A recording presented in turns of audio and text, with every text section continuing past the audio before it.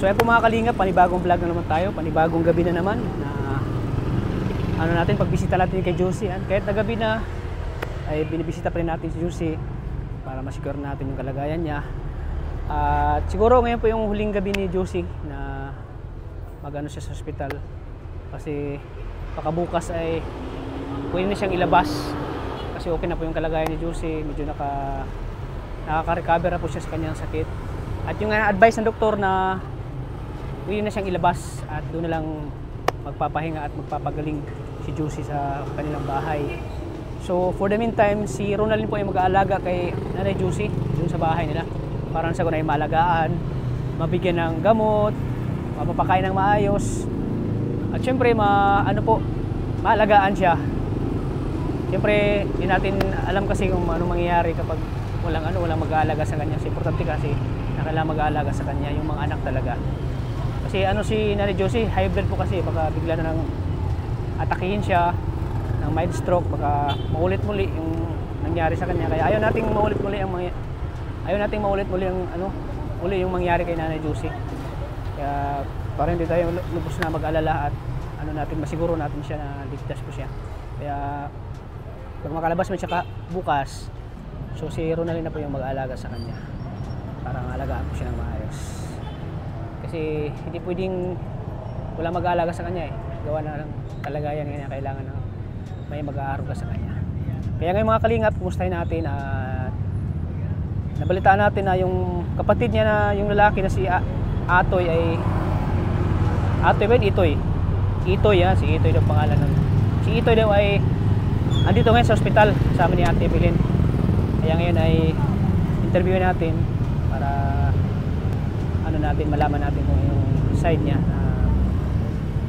para nang sa ganun po ay natin siya, makausap natin kung ano yung pwede niyang maitulong sa kanyang ina po na si Josie. Kaya tara mga kalingap at samahan niyo ako. Tara, pasok na tayo sa ospital. Kailangan nating kahit gabi na lagi pa rin nating bibisitahin po si Josie.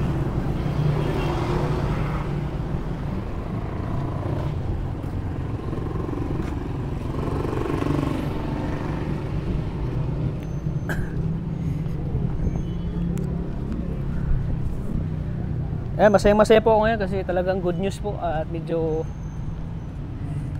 na wala po yung yung pagod, yung puyat.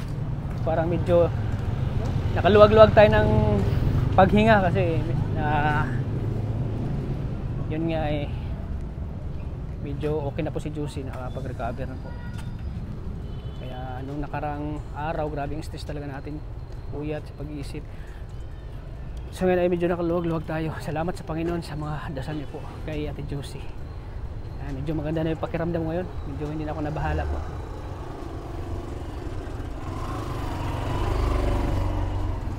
Ayan po mga kalingap, dito na tayo. Time check natin ay 6:11 na ng gabi. Te. Ayan, dito si Ate. Dating pala nagpa-check up din ang ng aking anak. Nagpa-check up bagay? Nagka-UTI po. UTI? Kaya ang tagal. Bakit na hospital din? Sa hospital po sa Batubalani. Batubalani? Pina-check up yun na hospital talaga? Hindi po. Pina-check upan ko lang po. Pina-check up lang. Hindi, nahihirapan din huminga. Tapos yung sakit ng UTI naman. Buti dito si Ate. Kumusta Toy? Nakarating lang po. Karating mo lang? Kararating lang nga po. Wala pang ang tulog. Sabi ko. Galing kang Davao? Anong ginagawa mo doon? Bikiri. Anong bikiri? Anong bikiri? Yung tinapay po ba? Tinapay. Yung tagagawa ng tinapay. Anong pangalan ng bikiri? Primaris po. Primary. Saan ka sa Davao? Nag-stay? Kiamba po. Kiamba. So nakita mo sa vlog ko, nangyari kay mama mo? Opo, narinig. Kaya nag-jubo yun. Yan naman.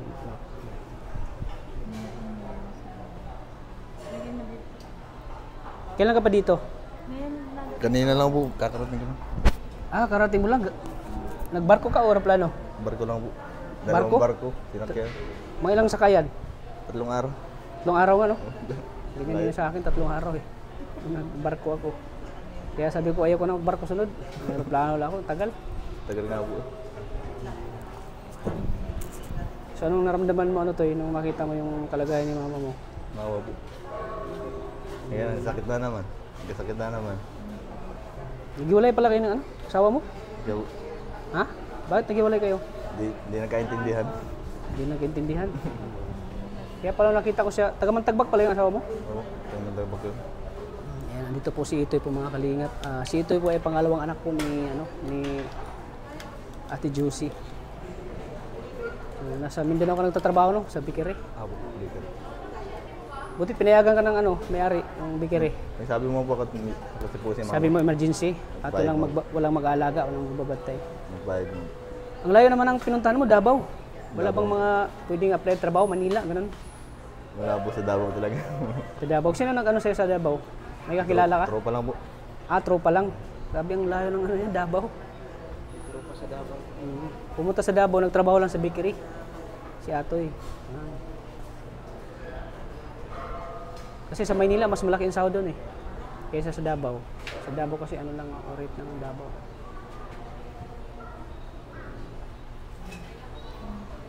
So kaya ano ka, di ka nagdalawang isip na pumunta dito sa ano ngayon? Sabot.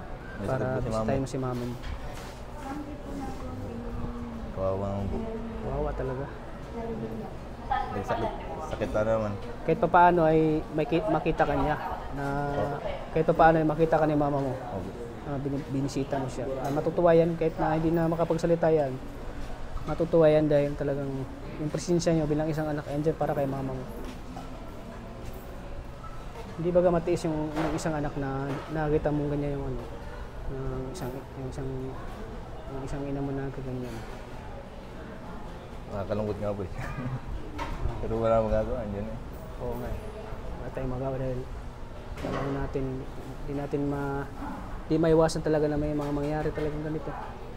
Kasi nung ano pa na, pag pumunta ko pa lang, lakas-lakas pa niya eh. Pag binibisita namin siya doon sa bahay niyo, lakas-lakas pa niya. Tapos bigla na lang, saya-saya pa nga namin pag bibisita kami doon. Tapos bigla na lang ganito. Hindi mo talaga, maano yung mangyayari sa ano natin eh, sa sarili natin. Atake talaga, traidor na sakit yan. Ng high blood. High blood eh. Kaya ako ay dapat pag ganyan, alam mo nang ano, kunting ingat na lang. Kunting ingat. Dapat pala noong pala minimonitor natin yung dugo niya, no? Opo. Para malaman natin yung dugo niya kung BP. Yung may pang-BP. may sige lang pag Mag-BP ng ganyan. Yan sa charge. Mag-BP. sige lang pag maayos to bukas kung makalabas na si bibili tayo ng ng pang-BP para laging mamonitor yung dugo niya. Ang oxygen. Yung oxygen po at pag nga daw po, dapat pag hindi lalagyan ng oxygen. May maliit naman po yun, may maliit na oxygen. Yun din, maliit lang. Kaya lang, hindi ko alam kung magkano ang ganun. Hindi ko alam. Anong oras po sila Ronaldin umalis Pa lang po, pagdating namin nag-alis na rin. At nag-iiyak na daw yung anak, kawawa naman. Ang tagal ko rin ay nagpa-check up din ako ng anak ko. So ano masasabi mo na nung nakarang araw talagang parang hirap siya na talagang siya ngayon ay okay na siya, ano masasabi mo? Masaya na rin po ako, nakikita ko siyang nakaka-recover na. Tapos ganyan. Talagang lang po, talagang pag nakalabas po, talagang tagaan ng bantayan siya, alagaan. Kaya dapat tulong-tulong yung mga anak nandyan para yan naman po makakapagbigay ng lakas sa ina. Oo, yan. Importante yung makikita niyo mga anak niya na kumpleto, na andyan parang yung baga concern ba Po. Yan naman po ang lakas ng ina. Yan ang kalakasan natin bilang isang ina, makita natin yung mga anak natin na andyan para sa atin. Po. Ganyan po talaga. Dapat ay laging kasama niya ang mga anak niya, nakikita niya yung anak niya. At wala namang ibang bukang bibig niya, yung mga anak niya. Yun lagi ang sinasabi niya. Kaya dapat yung anak maging ano sa kanya. Alagaan siya sa kalagayan niyang ganyan. Dapat asikasuhin nila mama nila. Bantayan nila para maging maayos na yung mama nila. Pero ngayon okay naman at naalagaan naman siya ni Ronalyn.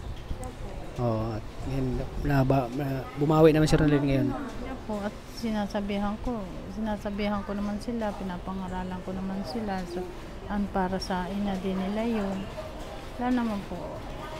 Okay naman po sa kanya na siya na papangaralan ko ng ganun. Kaya naiintindihan na niya ngayon. So ang plano nila kapag malabas do si Josie, doon muna siya kanila si Ate Josie. Opo, doon daw po sila. At yun ang sabi ko sa kanila, pag lumabas si mama niya, doon na sila para mabantayan nila si mama niya. Sabi ko, Para malaga na maayos. ako naman naandyan lang, naka lang naman din sa kanila. Yun ang sabi ko sa kanila. Kaya, Mas lalo siyang lalakas.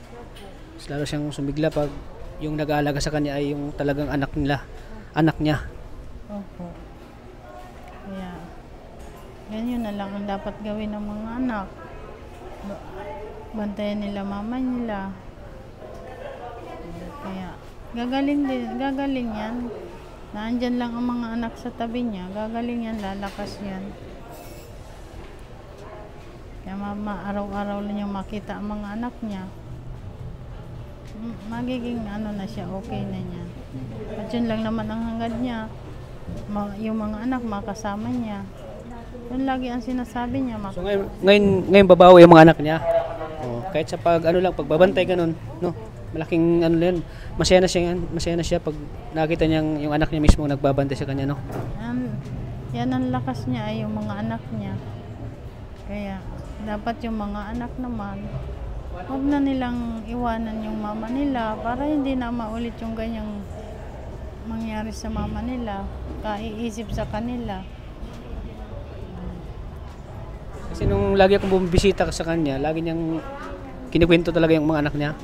Talaga niya, lagi rin niya sinasabi sa akin. Kaya sinasabi ko din naman sa kanila, kayo lagi ang hanap ng mama ninyo.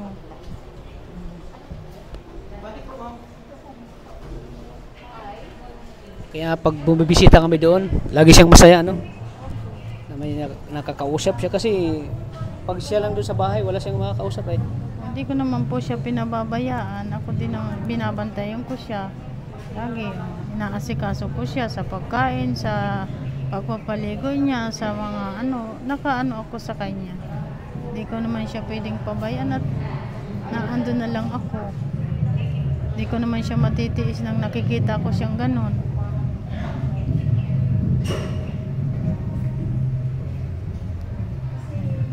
Siyempre si Atoy, bilang isang anak to, di mo matitiis na nakikita mong nahihirapan si mama mo. Ito, nakakalungkot mo po. Ganyan po nangyari. Kasakit na naman po ulit. Pero kahit na paano, iniisip mo si mama mo, kahit nasa malayo ka. Ganun din po yan. So, ngayon kababawi ito kahit sa pagbabantay lang, Opo. tulong-tulong lang, Ganyan yung magkakapatid, nagtutulungan. Masaya ako sa iyo, Toy, nandito ka ngayon. Nakakita namin na ka sa mama mo. Yung dalawang kapatid niya, Wala po po. pupunta ba yun? Baka bukas pa yung isa. Si Lalaki. Josa? Yung lalaki po. Yung lalaki. Wala po pong pamasahing babae. Wala pamasahe. Gusto mo, padala natin ng pamasahe. Sa Iloilo yun. Si Josa. Sa Iloilo po yun. Ang layo, no? Bakit ang layo niyo? Ikaw, Davao. Si Josa, Iloilo. Ang layo ng... Yung isa po Naga. Yung isa sa Naga. Yan ang malapit lang. Baka bukas po yun. Huwag madabo dito. Dapat makita kayo. Dapat makita ka na kumpleto, Yun ang kalakasan ng... Lakas naman. Kayo ang lakas. Laging sinasabi niya, iniwanan naman nito siya. Wala na siyang anak, wala na siyang pamilya. Lagi na sinasabi. Kaya sinasabi Nag-iisa lang siya sa bahay ay. Kaya sabi ko, Lagi namin. sabi ko, Para kumbaga ako, pamilya mo, baga natawa yan. Ano ko na lang siya. Pinapalakas mo loob mo ngayon. Palakas ko na lang ang loob niya. Dahil nagsusulo siya.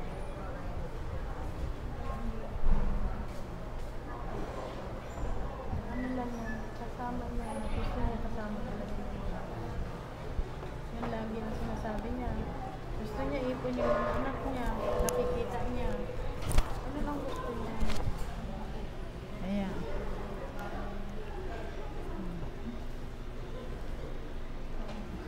Kaya dapat hindi na ninyo iwanan. Tapos minsan lagi niyang minimit yung pangalan mo, si Itoy.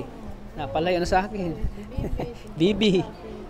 O tutoy. Yan, mga binabanggit kayo niyan lahat. Hindi na daw ninyo siya mahal. Yan sabi niya sa akin. Sabi ko, hindi, mahal ka nun. Kaya lang ng mga nagtatrabaho sila, kaya wala dito. Siguro, kaiisip niya, kaya na-high blood na siya. Kaiisip niya, para isip siya. Tapos wala pa siyang exercise, laging nakahiga dun sa loob ng bahay. Kaya pinapalabas ko din yan, sabi ko maglabas-labas ka sa labas para magpa-araw-araw ka at puro. Pero kahit papaano te, ngayon makabawi si Itoy sa kanyang ina. Sa pagbabantay ano. Wala man siyang maibigay na pinansyal o Wala po. oo. Wala din. At least yung presensya na andito, ano to eh. At least yung ano, yung pagbabantay, malaking tulong din sa mama mo. Buti nga po, nandiyan po kayo. Mm. Wala. Anong masasabi mo to eh, na hanggang ngayon to ay tinutulungan pa rin siya ng Team Kalingap ni Kuya Tata? Salamat po sa inyo. Anong masasabi mo? Team Kalimag po. Kaya di namin siya pinabayaan hanggang ngayon. Maraming salamat po. Tuloy-tuloy pa rin ang tulong namin. Kung wala po kayo, wala na. Paano na?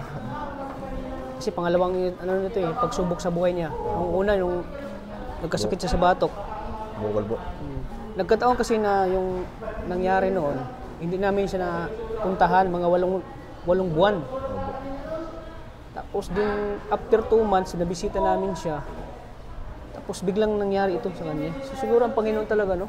Yung parang pinapunta tayo para yung kasi may mangyari sa kanya. Ting saya-saya lang niya tapos nagkaganyan. Oo.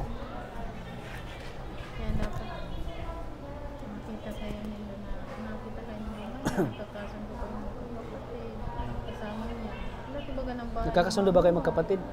Di ba kayo nag-aaway? Yung parang Hindi mo po. hindi naman. Wala sabi mo. Dapat talaga sa magkapatid nagmamahalan. Bahay ni mama mo. Oo. Hindi naman kayo doon para makita niya kayo.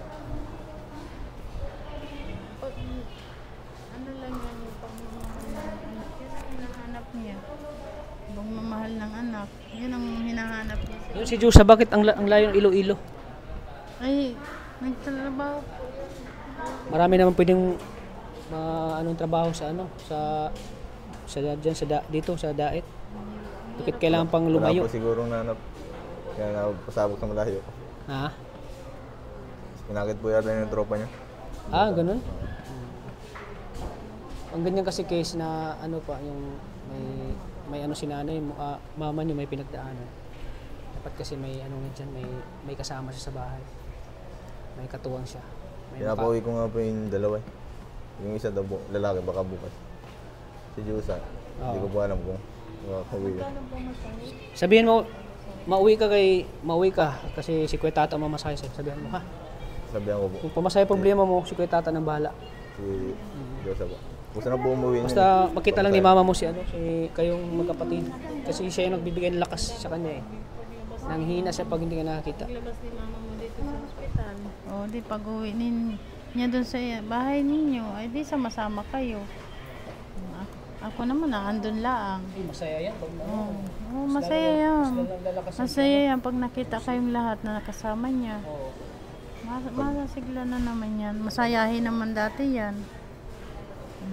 Masayahin naman yan. Kung hindi po nagpunta yung kapatid ko isa, pupunta ko na lang po doon. Ha? Pupunta ko na po sa Naga. Yung isa mong kapatid? Opo. Pwede naman. Tapos si Jules, sabihin mo, kung pamasahe problema mo, si Kuya Tata na kung bahala pamasahe sa'yo. Ano? Kami. Cellphone. Si Kuya Tata na lang. Magkano ba sahod? ni Diyosa doon sa Iloilo? Ako ko lang po kung magkano ang sahod nila. Hindi ko alam. Hindi ko rin alam. At hindi rin naman yung sa akin nagpaalam. Basta na lang yung nag-alis. Nalaman ko wala na siya. O iniwanan na si mama niya. Eh ako naman ay di naroon naman nakaalalay kay mama mo. Hindi ko naman pwedeng pabayaan na ganyan ang lagay. Solo-solo sa bahay niyo.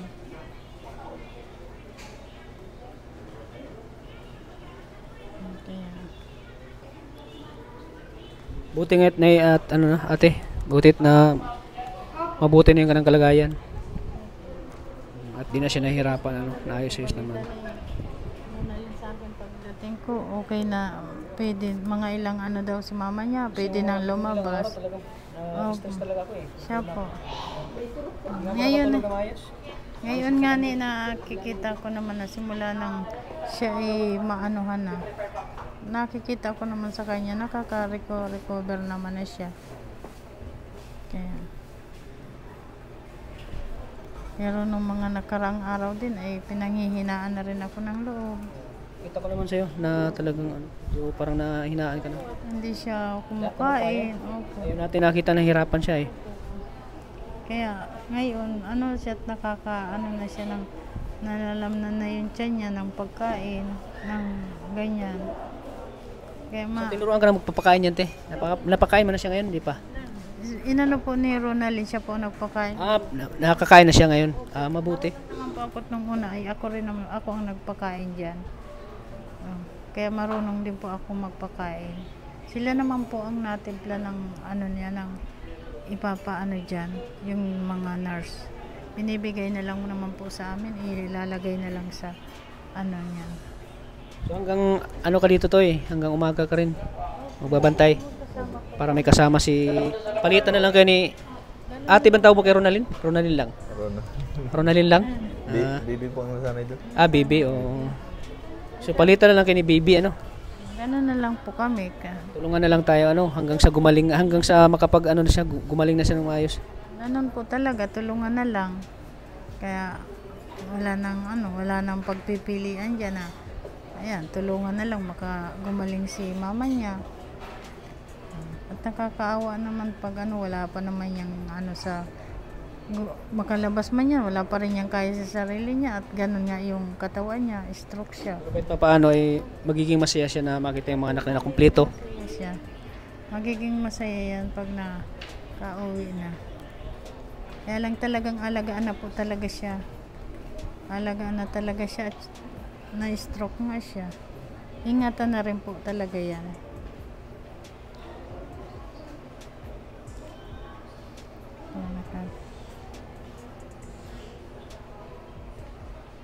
Kanina pagpunta namin, ano pa siya, gising pa siya kanina. Opo, pagdating namin po, gising po siya na nakatingin lang sa kanya, doon sa anak. Sabi ko nga Anong reaksyon niya sa mukha niya? Parang masaya ba siya? Nakita niya si Itoy? ang mukha niya, nakatingin lang kay Itoy. Pero ramdam ko na niya, nakita niya si Itoy. Opo. Ayaw lang niya. Siya po. Hinahawakan ka yan kanina? Hawakan yung kamay mo, Toy? Nagalaw po yung kamay. Hinawakan mo? Yan nga ni ang sagot niya, yung kamay niya. Pag gusto niyang, Paghawak ng kamay? pag alam niya ng nahawak talaga siya. Ganon din ang ginagawa niya sa akin. Kaya sana tuloy-tuloy na ang pagaling niya. Para maging masaya na naman siya kasama yung mga anak. Siyempre maraming salamat din, Tia, sa pag-aalaga mo sa kapatid mo. Ay, di ko naman po talaga pwedeng pabayaan. Kapatid ko yan. Wala na kaming magulang. Sino pa baga po ang magtutulungan? Hindi kami na lang din. Kapatid talaga yung nagdadamayan, nagtutulungan. Hindi ko naman po kaya yung itiisin. Yung isang kapatid, di mo kayang tiisin na nahihirapan yung kapatid mo eh. Hindi ko po kaya yung tiisin. Dahil, lalo na't nasa malapit ko din. Nakikita ko siya. Kaya hindi ko kaya yung tiisin na makikita kung nagsusulo siya, wala siyang hindi ko kaya po yung tiisin yung ganun. Kahit pa paano, nabibigyan ko rin naman siya ng Sabi na kanina, 8 a.m. Hindi na aga. Ay banggi.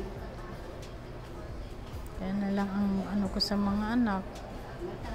Alagaan nila mama nila para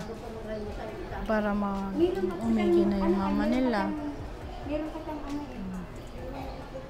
Kaya nakakaano rin pagparatingnan. Nakakaano rin magparatingin. Bagay ganyan.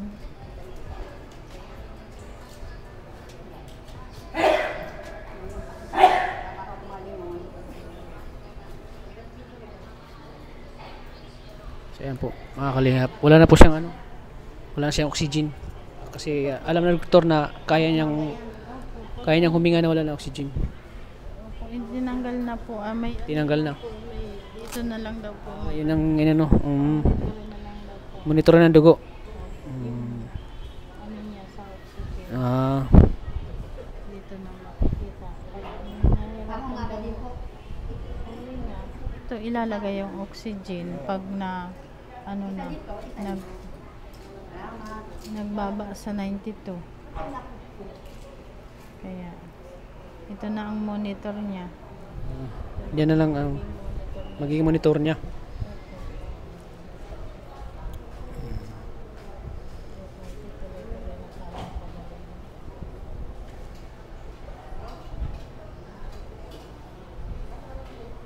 So ayan, salamat kay Ate Evelyn. Nandiyan siya lagi. At palitan na lang sila ni palitan lagi sila ni Ronalyn sa pagbabantay. Siyempre, nagpasalamat tayo kay Nagpasalamat tayo kay Ito nandito si Ito ngayon at magiging alalay po ni Ate Evelyn sa pagbibihis, pag-prepare ng kanyang mga pagkain. Siyempre, pagbabantay na rin sa kanya.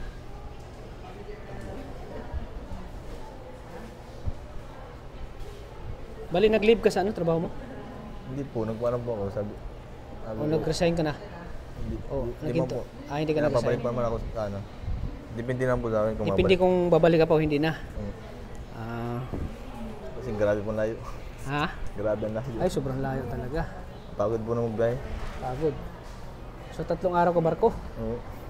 So, sampag ang Ano, ganyan. 2 barko. 2 barko. Dalawang dalawang sakayan niya ng Ah. sa pire. Sa Pantalan. Na-experience ko yung ganyan. Galing ako Mindanao, Davao. Tapos, Abo. punta ako ng dahit. Ang pagod. Pagod po. Pagod talaga. So, ganyan talaga yung anak. Kailangan magtiis. Mag-sacrifice para sa magulang. Kumbaga, suklian natin yung pag-aaruga ng mama natin nung maliit pa tayo. Kasi siya nagsakripisyo sa atin Hindi tayo mabuhay kundi dahil sa ina natin. Abo. Kaya lagi natin itatak sa isip na kung wala yung magulang natin, wala tayo sa mundo. Wala tayo. Kaya lagi nating tatandaan na kung wala yung nanay natin, wala tayo. Kaya ngayon ay ito na yung oras para yanan nyo yung bilang isang anak. Ang tungkulin nyo bilang anak sa magulang nyo. Dito nyo Tulungan naman muna po. Tulungan. Oo, tulungan na lang kayo, di ba? Hindi pa galing po ulit. Trabaho po. Oo. Yan, kung magaling na, pwede naman magtrabaho.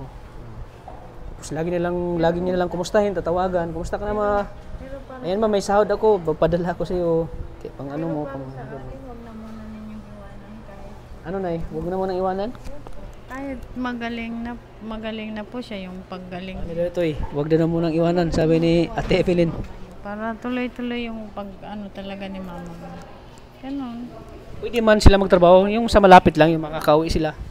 Sa malapit lang pwede. Pag sa malayo, huwag na muna ninyong iwanan si mama niyo. Gaya nga niyan, ganyan na siya, high blood na siya, na-stroke.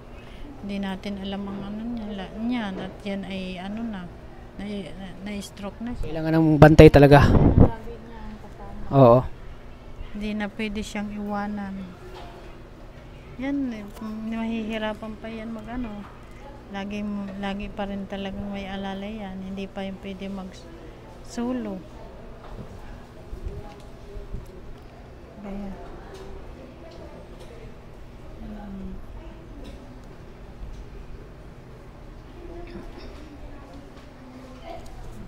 kasakit din pala yung mo na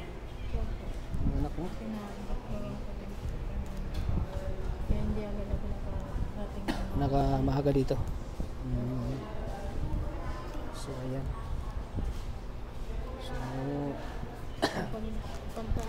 So bukas daw ilalabas na siya bukas o uuwi na. Wala pang ano. Wala pa naman kung ano, malalaman po namin yan bukas. Bukas malalaman. Po ako tiya kung may time ka i-chat mo ka kung pwede na siya ilabas. Para kung halimbawa ilabas siya sa bukas ng umaga, mapunta kami dito. Para makaalalay kami sa inyo. Opo. Malalaman mo po yan. Nandito naman po si Ronalyn bukas. Para maaga kami makapunta dito. Kaya nandyan din naman yung isang anak, ay di malalaman po niya. Sige.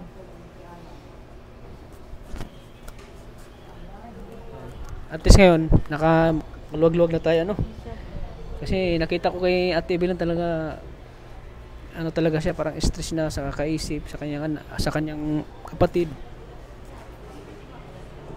Parang nalulungkot na siya. Lahat naman tayo siguro, nalulungkot talaga sa kalagayan ni Juicy. So ngayon, ay magbibigay ako sa iyo ng pang kain nyo o baka may pambili ng gamot ni Juicy.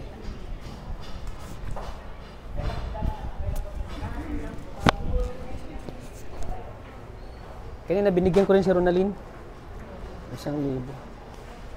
Ate 1,000 pang niya, allowance. Pambili-bili ng dito, pangangailangan. Kumain na kayo? Ha? Kumain na kayo? Ay, tama. Bili na lang kayo ng pagkain nyo. Kayo ni Itoy, dalawa. Ha? Kasi bukas na umaga, babalik na kami bukas na umaga, ha? Sige, te. Para makakain na kayo. Mahirap pag Sige, te. Ayan po mga kalingap. Nabili muna natin si ate ng panghapunan nila. Kung ano man yung magiging excess nito, kung may mga bayarin pa, ako na pong bahala magbabayad kung may excess na babayaran. At siyempre maraming salamat din sa mga nag-abot po ng tulong. So yan ay iniipon natin kung may mga yun naman ibibigay natin kapag nasa na siya, kapag nasa bahay na siya. Yun na natin ibigay yung mga ibang tumutulong para may panggastos din si Ronalyn, para hindi si mahirapan din si Ronalyn kasi ngayon wala nga silang trabaho, paano lang yung pang araw-araw nila. So yun, doon natin ibibigay yung mga pangangailangan. At kung may exist, ako nang bahala magbayad doon sa hospital. Ayan po, sa mga nais pa pong tumulong kay Ate Josie, sana po ay matulungan natin siya pang financial sa pang araw-araw niyang pangangailangan po, vitamins, gamot, kasi need talaga ng recovery, kailangan niya magpagaling. Kaya po sa may mga po dyan, may mga ginintuang puso po, sana matulungan po natin si Nanay Josie kahit sa pang-araw-araw lang na pangangailangan po. So sana po ay hindi kayo magsawang suportahan po ang aking channel para mas marami matutulungan pa natin si Nanay Josie. At paki-like and share po ng video na ito para mas maraming makapanood. Maraming mag-share at siyempre huwag niyo pong i-skip ang ads po mga kalingap. Kaya thank you po mga kalingap sa walang sawa niyong suporta sa aking channel. Maraming salamat po. Kaya mo. Ayan, dami pagkain binili si Ate Evelyn, Kailangan talagang kumain para maging malakas. Ayan, para maging malakas, kailangan kumain.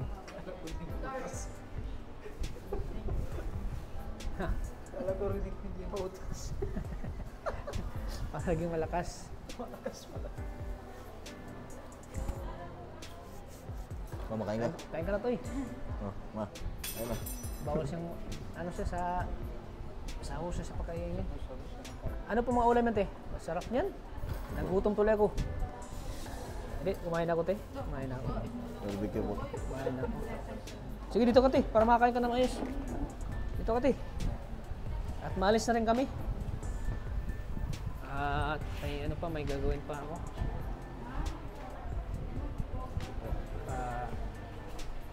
Para kahit Mama, paano, sila, ma. kung may pagkain, ay hindi ka napapagod magbantay.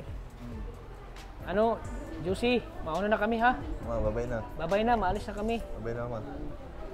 Pagaling ka ha, pagaling ka para makauwi ka na sa bahay. Doon na tayo magpahinga. Ma, babay na. Mauna na kami ha. Babay na. Juicy. Ayan, para Sige, Tim, mauna na kami. Ha? At, Mama. Mama. ha? Babay na. Oo. Babay na. Sige, Toy. Ikaw na bala. Kayo na bala ni ate kay mama mo. Salamat po. Bantayan nyo. Mauna na rin kami. Ano, te? Sige, te. Ingat kayo lagi dito, ha? Salamat sa Panginoon. At binigyan tayo ng, si Lord, ng kalakasan lagi. Na di tayo nagkakasakit para tuloy-tuloy pa rin pagbubantay natin kay Ate Josie pag-monitor. At siyempre, maraming salamat sa mga dasal nyo, sa mga prayer nyo po kay Nanay Josie.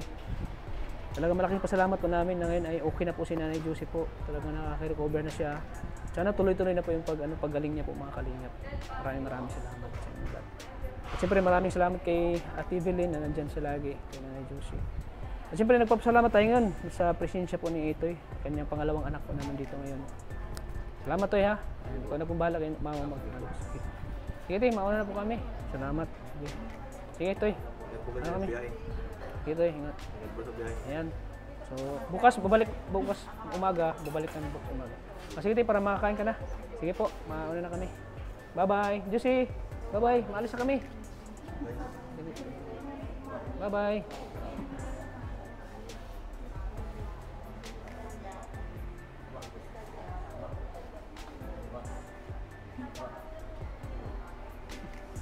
Sige, mauna na kami. Sige po, bye-bye.